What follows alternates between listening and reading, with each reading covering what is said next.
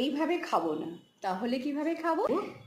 এই বেকড রসগোল্লা কি রকম খেতে হয়েছে দেখি একবার।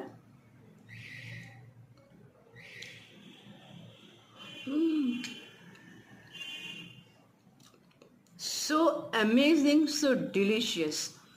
চলুন শেয়ার করি আপনাদের সাথে এই রেসিপিটা কিভাবে বানালাম।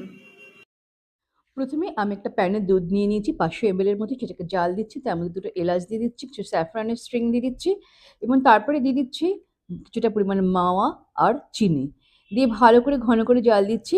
এবার তারপরে দিয়ে দিচ্ছি ড্রাই ফ্রুটসের কুচি।